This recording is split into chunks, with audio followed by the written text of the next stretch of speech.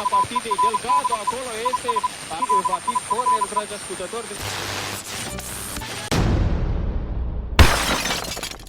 Hello everyone and welcome back to It Ain't Broke, live from the jungles of Val Verde in my front room. I'm joined today with a very special guest who you may have seen before. He's worked with me on my Die Hard video last Christmas.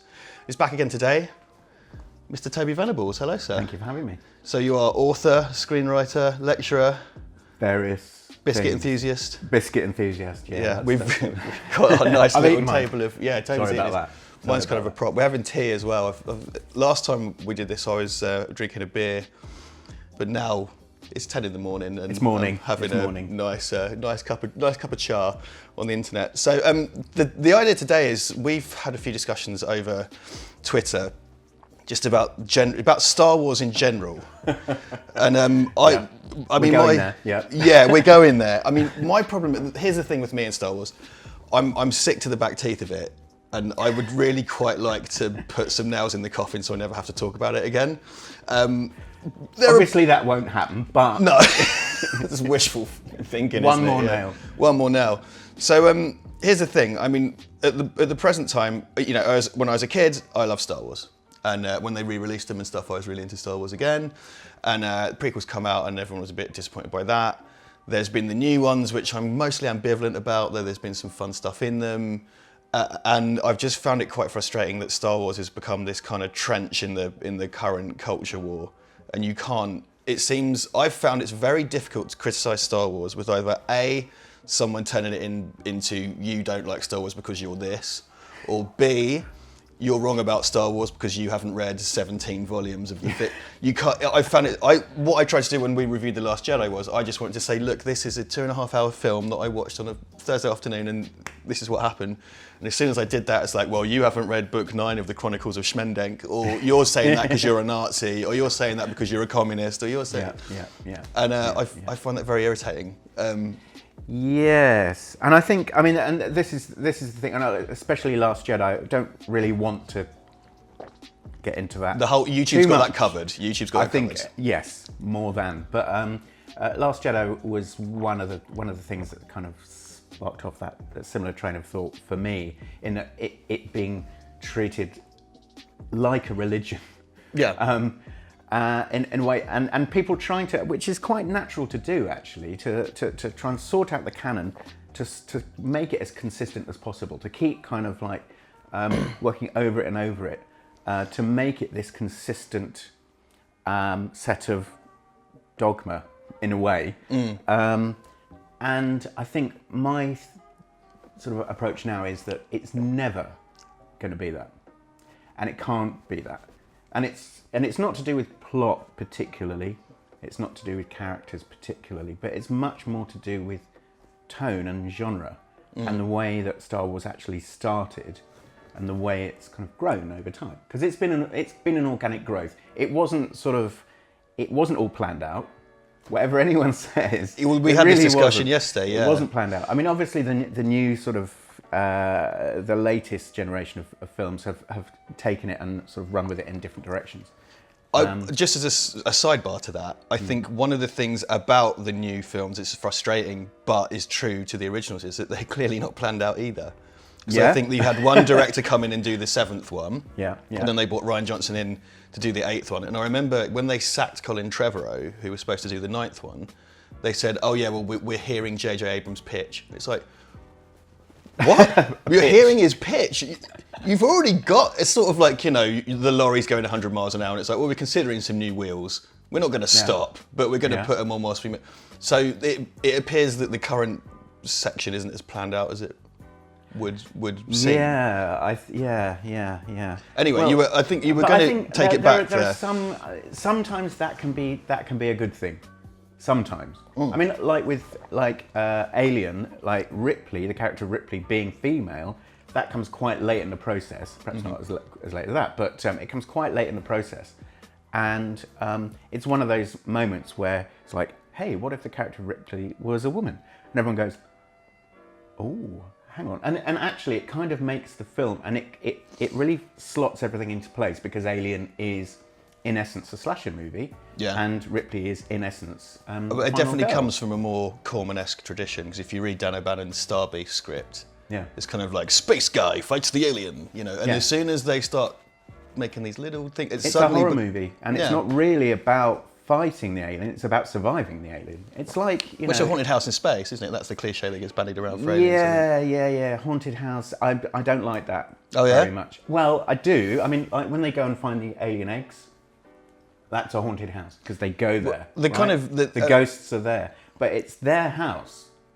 And Oh, I see, and it comes to it's them. invaded by something. So for me, it's a slasher movie, and the proof of that for me is also the fact that it works with Ripley being female because of this thing, which is the final girl in slasher movies, who is the one who's going to get through to the end and survive, and she does, and it's really about surviving, and it's like at the end of the Texas Chainsaw Massacre.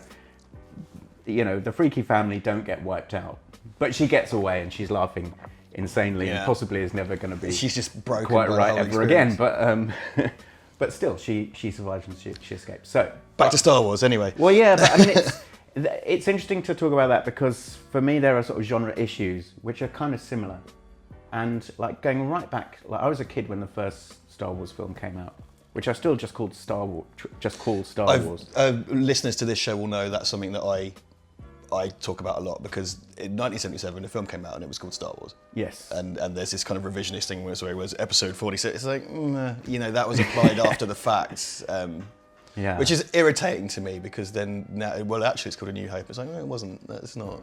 No, it wasn't. If It's fine that it is now. I know, it's just a bugbear to me. It kind of irritates me. It's like if you suddenly released Jaws and it was like, oh, well, it's Jaws chapter 14, Dawn of the Sharkticon or whatever, you'd be like, and we're going to make 13 prequel Jaws films or But in a way, that sort of retrofitting is a good example of part of the process where it's been... because the first film, I mean, like when the prequels came out, which I remember, there was a lot of fuss about those, obviously, and a lot of disowning of like, can we just pretend that these haven't happened? That then they don't. Which is kind of happening again now with these new ones. It's a bit different now, because I mean, for me, the problem with the prequels is, I mean, there are all sorts of problems, but the main problem, like thinking from a screenwriting, story writing point of view, is that really no one needed them. None of that needed to be said. Well, this is the thing I find with the new ones as well. There's not really any more story, so you're having, there's all these contrivances, because the prequels were unnecessary, but there was in theory a story there that people had kind of supposed about for years and years and been hinted at, and then these new ones, there's no more story. So, and ultimately, where's it got us? The rebels versus the Empire and a man in a black cloak. So you've essentially reconfigured it back to what it was, and you've had to pull all this kind of story out of nowhere. Yeah. This is part of my frustration of Star Wars, is there's no more story left. It's outlived its lifespan, but it is this kind of money spinner. And because it's kind of like Catholic dogma, you're not allowed to say that, because if you say that, you're being cynical. If you say that, you just don't get it. If you say that, you haven't read all the books. If you say that, you're a racist, communist, whatever, I find it cuts both ways. I think those three films as a trilogy worked perfectly well, and part of the fun was it had all this kind of mythology, and the concept of retrofitting is so essential to Star Wars in its aesthetic and in its storytelling, because it is a kind of, like we've discussed, it's like an Arthurian legend with all this kind of stuff bolted onto it, and it's set in kind of like a retro future and stuff like that. So that will kind of make sense. Absolutely retro, and a future in which, well, it's wrong even to call it a future.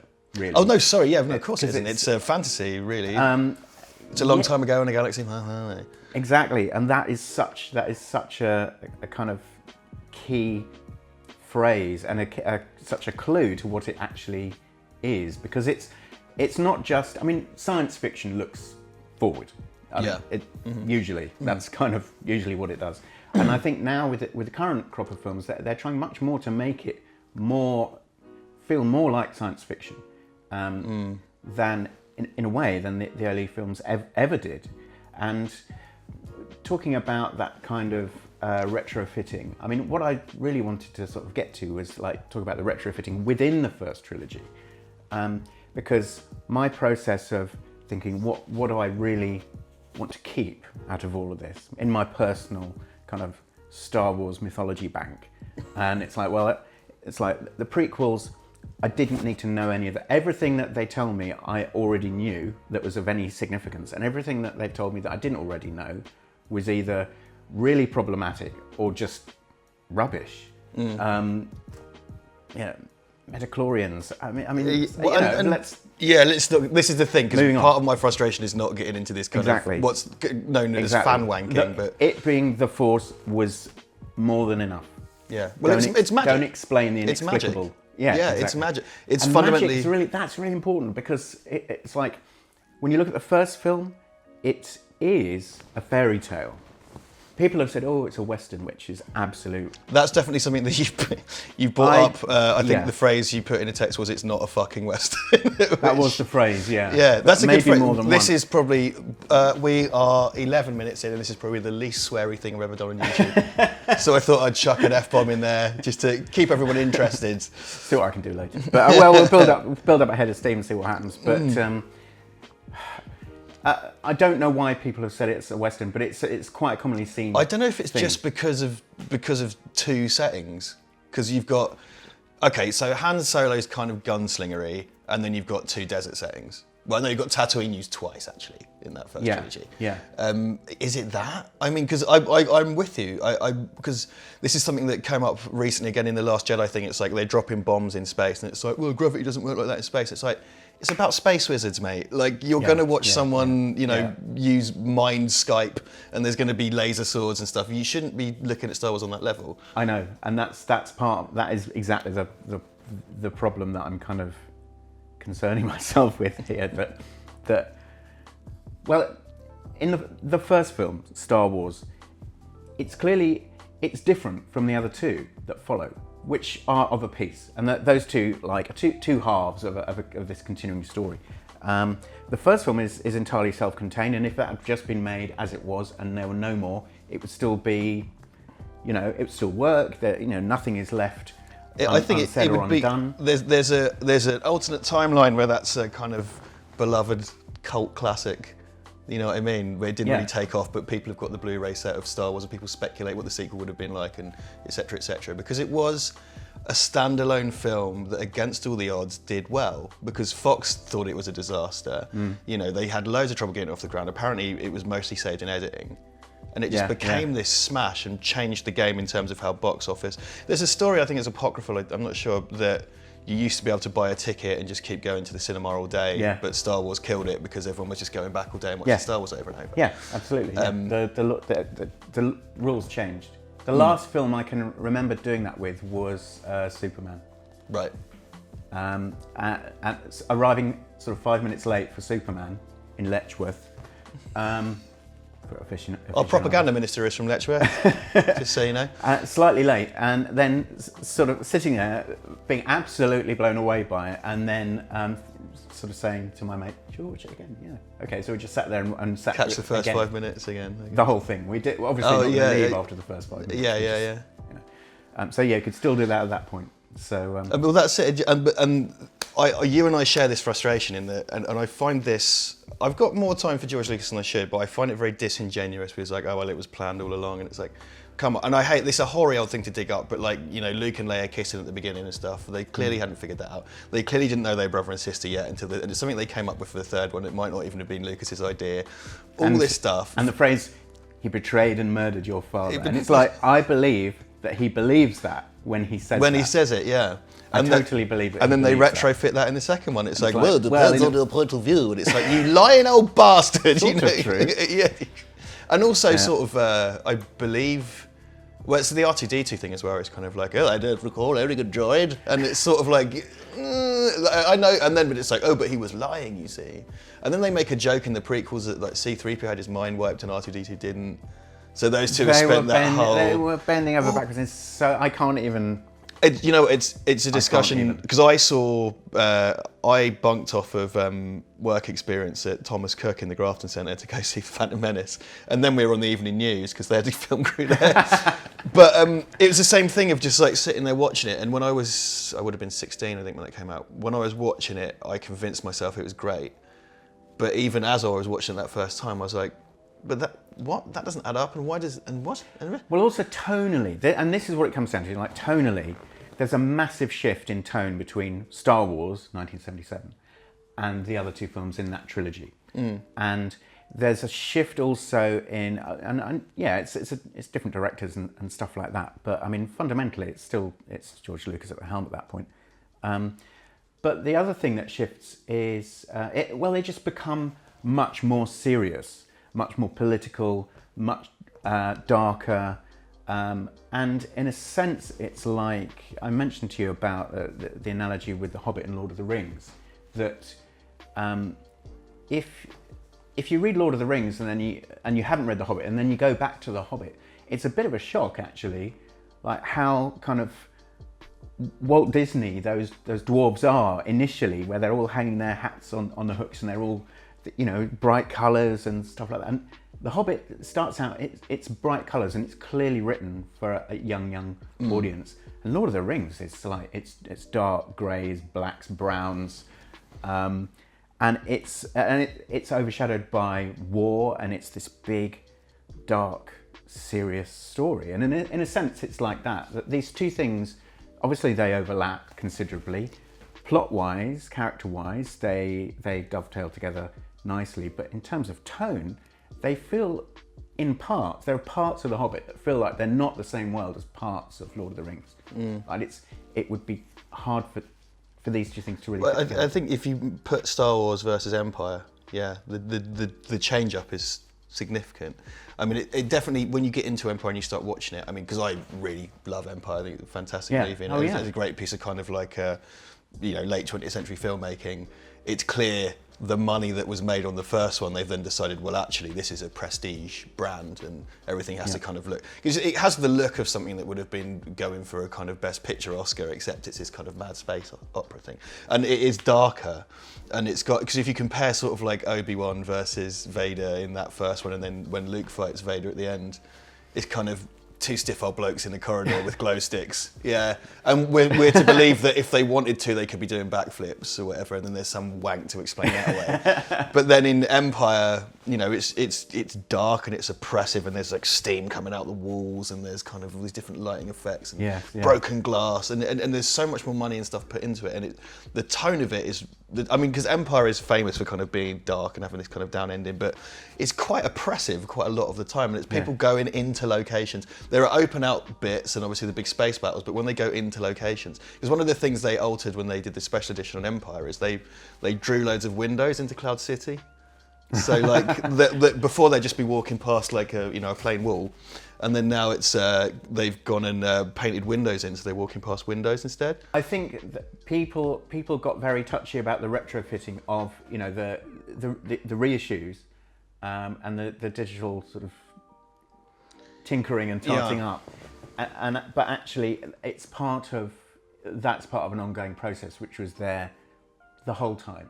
And I think that this idea of my sort of Star Wars mythology bank and what I would want to keep, and in some respects I absolutely love the second and third films of the first trilogy as a piece, and there's so much in it that I there's no way I'd sort of chuckle that out. But in some respects I kind of think of the first film as being its own thing, and it's like, okay, that's what this is really about in a sense. And the problems come when it starts to shift away from that, because the first film is a fairy tale. It is a fairy tale. It's a boy on a farm. It's like if you take Jack and the Beanstalk and you take elements of the Arthurian legend and you kind of mix them together. There's this boy on a farm, going nowhere, doing nothing. Life's okay, but it's boring. He's going nowhere. Something literally drops out of the sky, and from it grows this adventure. And it's like, in essence, he goes off up the beanstalk into this fantastical world and fights giants. He even sort of looks like Disney's version of King Arthur. His little blonde mop top and everything. Yeah, and that's the other element, that he's the kid who is sort of doesn't know his parents, is secretly special, has a magic sword, and there's a wizard who tells Well, there's them all that about it, there's that kind of thing in the American myth of just kind of exceptionalism and kind of being the individual hero and stuff like that. So it kind of ties into that as well. Because I mean, the George Lucas comes from the kind of West Coast school of film. So you've got your Spielbergs and Scorseses and De Palmas and stuff in that kind of 70s movement, not necessarily from the West Coast, but they all kind of coalesced at one point or another. Because Brad Watson, friend of the show, told me apparently Brian De Palma drafted the final version of the opening crawl to Star Wars. Stuff like that. So there are, and John Carpenter was in that area as well. Yeah, at a similar time. And if you look back at Lucas's kind of back catalogue, this American catalogue, the Argos movie, American Graffiti and THX 1138. Yeah, which are two wildly disparate pieces of cinema, like completely different. And THX in particular, because that's had the kind of Lucas touch-up treatment, which I think I've got that version.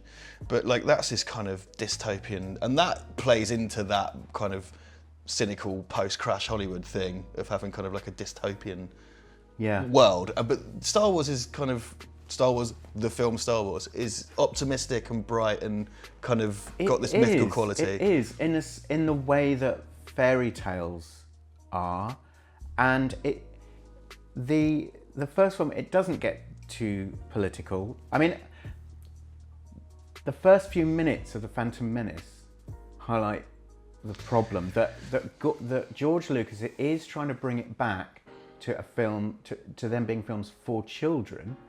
Obviously, that you can see the toys, and there's a young kid who's the hero who goes Yahoo, and stuff like this. And it's a big cartoon toy advert, but at the same time, he can't just leave behind all the complex politics, and you end up like by the third line of that text crawl, it's talking about trade disputes and taxation. I'm falling asleep. It's like, and if anyone, ask any kid who's watched it who will enjoy elements of it because there are some great things in it, but ask them what the story is. And see what happens, because it's like ask an adult what the story is. 16 years old, sat in that, because that is the thing as well. Because 16, still into Star Wars, and we all kind of went, and I'd discovered booze and stuff as well. So we were sort of like hanging out on Friday night at the park with a cassette player and stuff. But we still wanted to go see Star Wars. We weren't too cool to go see Star Wars, and then. And it's all kicking in, and even the 20th Century Fox logo first, because of my VHS tapes, always meant Star Wars. And my brain was in Star Wars mode, and I was just the taxation of trade routes. And it's like, okay, and then when you get to the kind of sort of Mickey Rooney-ish Japanese frogmen, and it was, okay, it was different. It was a different time, but even then I was a bit like, okay. Right, like I mean, it's the least of its problems. It's uncomfortable stuff, and I think what's interesting about that is if you look at Star Trek. Star Trek used aliens as kind of metaphors for people of other races and nationalities and so on, and it was about sorting out the issues between these people. So what Star Wars is doing, even in the 1990s, is sort of the opposite.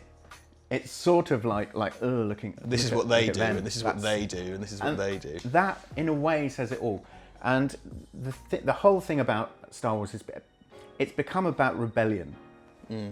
It's become about rebellion, and rebellion is, in theory, about making the world, the universe, whatever, a better place. Looking to the future, like science fiction does. Building the future. But what Star Wars actually is about the past. Everything in it is kind of conservative, kind of reactionary, kind of looking backwards towards this mythical past. It's knights, swords, princesses, and I know that's obviously very apparent in the first film, which as I've said is if you take that as a kind of standalone thing, then it is it's clear it's a fairy tale, and it's swinging across this. But it's also to rescue the princess. It's that, but it's also through the lens of, because there's a generation of like Joe Dante and Zemeckis, and that there was that period in the 80s where it was loads of filmmakers reminiscing about the 50s. Yeah. And Star Wars, he is the kind of Arthurian kind of fairy tale character, but he also just wants to hang out at Hotchie Station and fix his hot rod. Yeah. and he has his speeder. Yeah. And then he really leans on that in Attack of the Clones. There's, Obi-Wan goes to the 1950s diner in the middle of the city, and then at the beginning, Anakin Skywalker and Obi-Wan fly around in like a space hot rod. And it kind of does that kind of 1950s American graffiti thing. And I think Luke is called Luke because George Lucas's nickname was Luke when he was a sort of teenager driving around in cars and American graffiti, etc., etc. So it has that aesthetic in it as well. Because it's very grimy. Also back to the 40s and the 30s in terms of its points of reference. So like stuff that George Lucas would have been, is too young to see them at the time, but because they're all cropping up on TV, it's like they're sort of second life on TV. Like all those Universal horror movies that had their sort of second life on TV and influenced George Lucas's generation. Buck massively. Rogers and Flash Gordon serials being repeated on TV. Yeah. And that text crawl, that text crawl at the beginning of Star Wars is completely it's completely unnecessary. It's not needed at all. You don't need to know any of it. You could go straight in. He purely does it because it looks good and it's like... Yeah, it's a cool like aesthetic. Flash Gordon. But it also gives you a chance to listen to the music, which really kind of sets the mood. But that music is harking back to The Adventures of Robin Hood and the Korngold score from that. Oh, it's definitely got that kind of quoting Errol Flynn thing with Han Solo, He talked about Errol... I mean, Lucas talked about Errol Flynn and that, it's that swinging across the chasm, with the princess.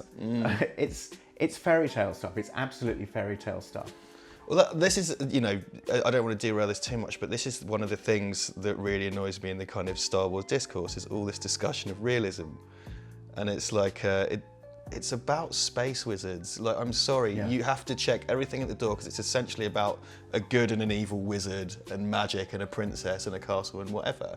And when it's kind of like, well, I don't think you could ram a ship at light speed, that wouldn't work. It's like, there's no such thing as light speed. It's almost as if this is, because Star Trek and Star Wars are, they are opposite in a lot of ways, though they share a lot of stuff, and particularly from a technical standpoint, there's the relationship between ILM, Star Trek and Star Wars, and the Praxis wave for other single 35-year-old men.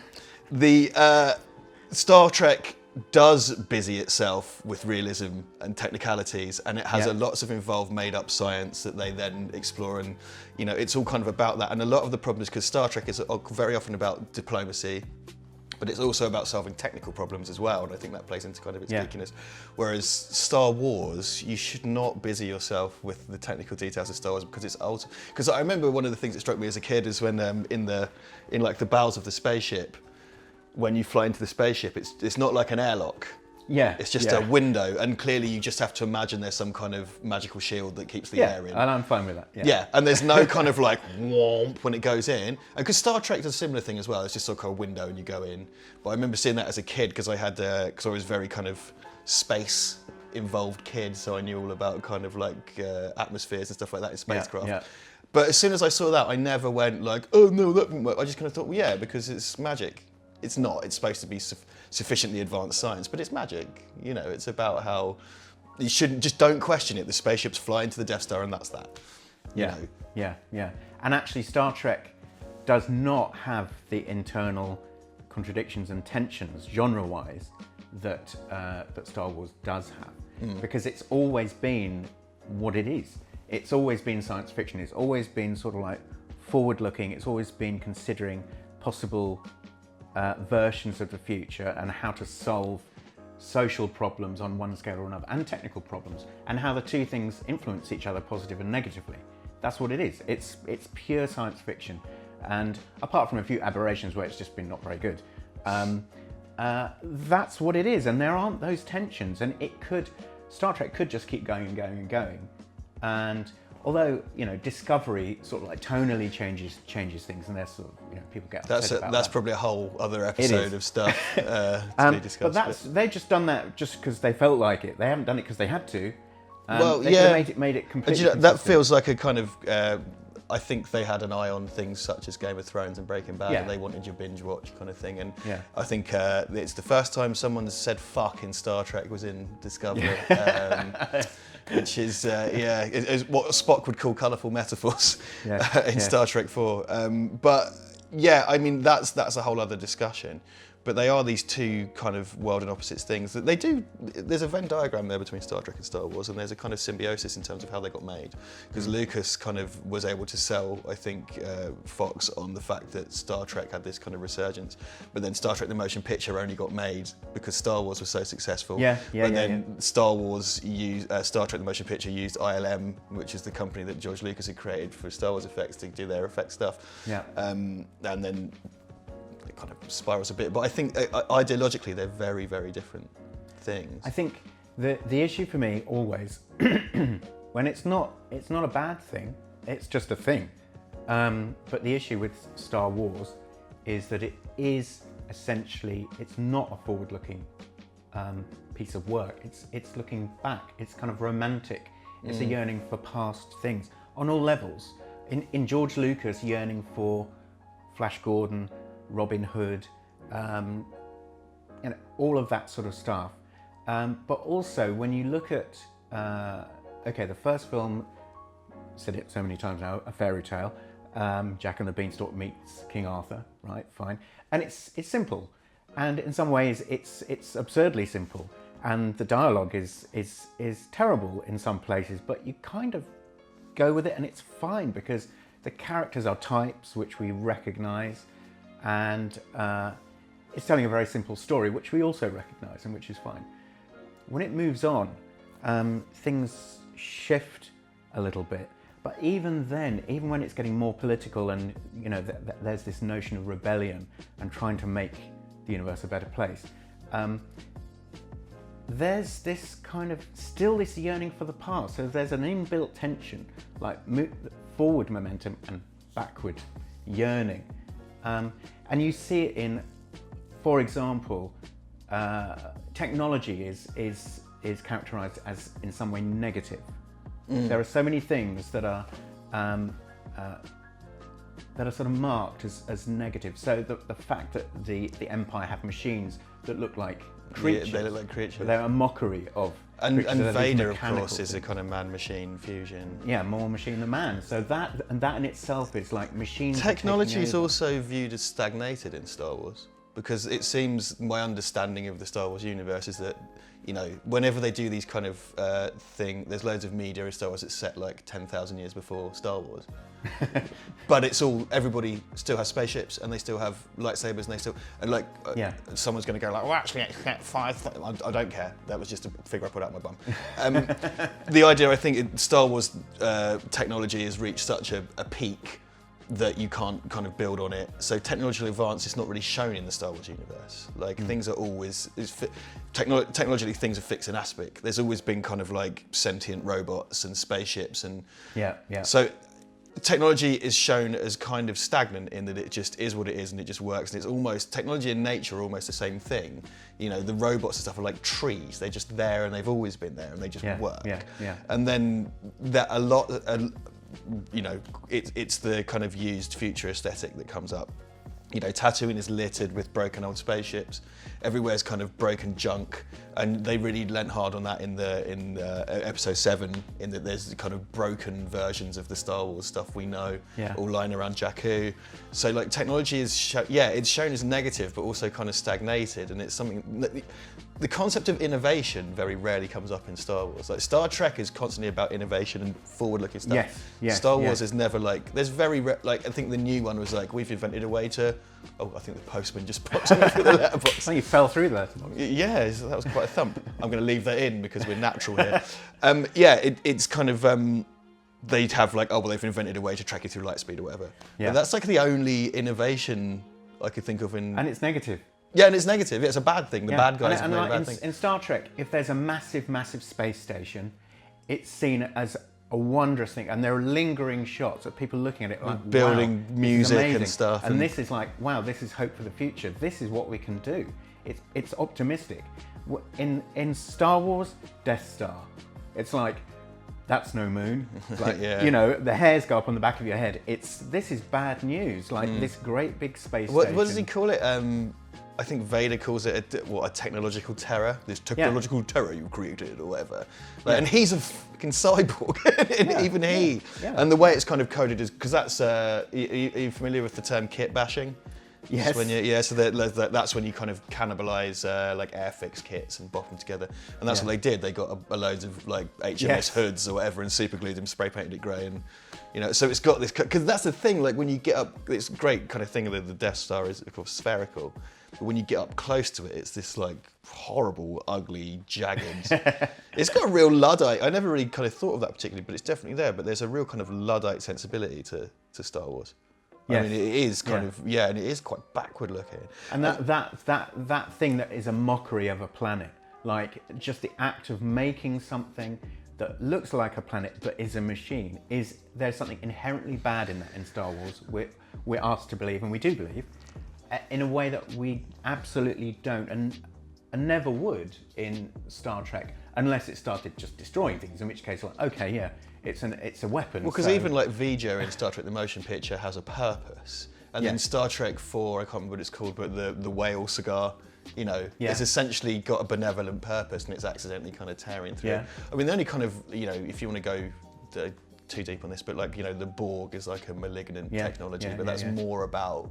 Well, it's not, I mean, Star Trek wouldn't work if it just was like, everything's great. Well, that was the kind of problem with...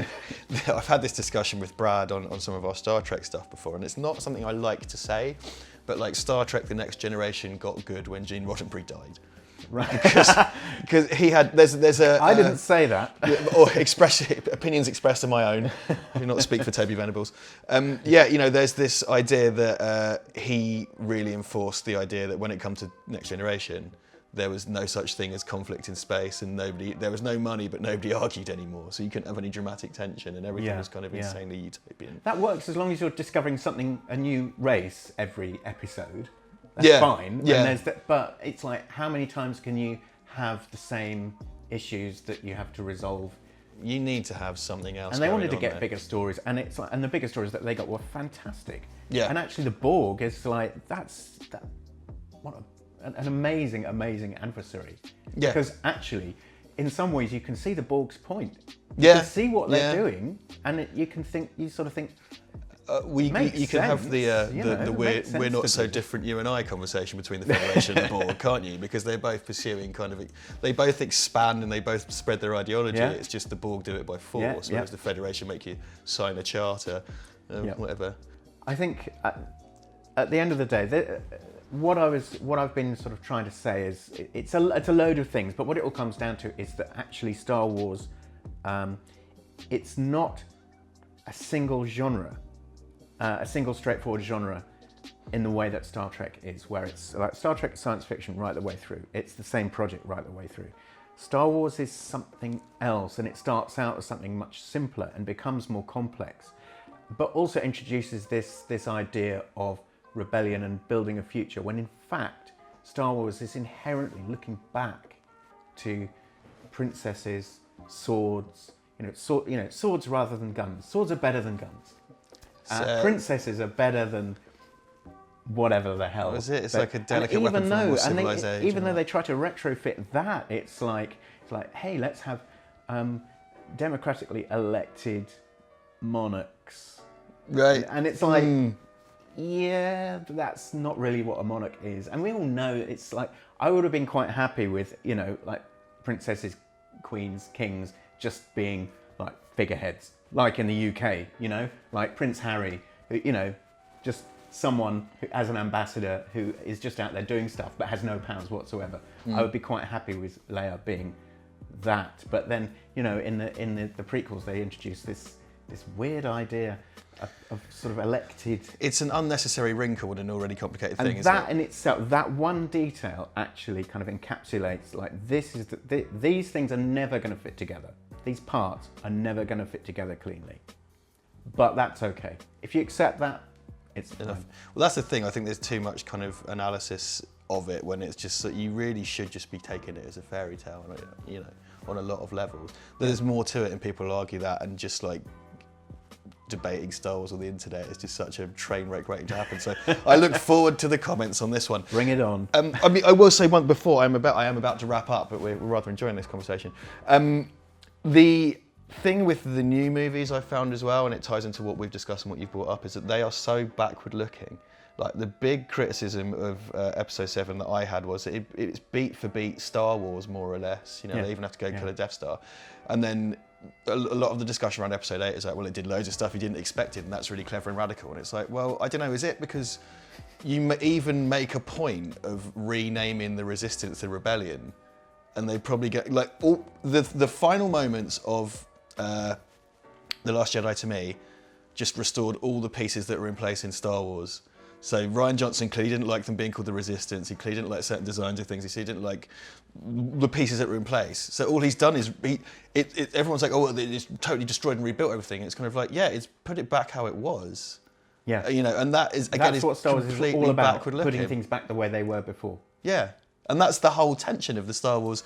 Every cycle of those films, the entire tension is based about restoring the status quo. And I think in life and in films, you can never, ever entirely do that, because people will just say, but that's just exactly the same. Yeah, that's how that was. That's not enough. But it's sequel syndrome, isn't it? That it's like the same as before, but different. They've run out of story. I just don't see why they continue, because they run out. Well, they do it for money, but you know that wouldn't be a very long video.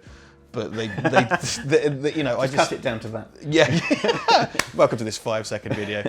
Well, anyway, look, I think it's time to wrap up, because this is an extra bumper long episode, which I hope you all enjoyed. Thank you very much, Toby, for coming in. Thank you. Toby's going to be back. We're going to talk about some apocalyptic horror type stuff soon, so please tune in for that. Viva Val Verde, hashtag Instagram or something, I don't know. Like, share, subscribe, and we will see you soon. Thank you very much.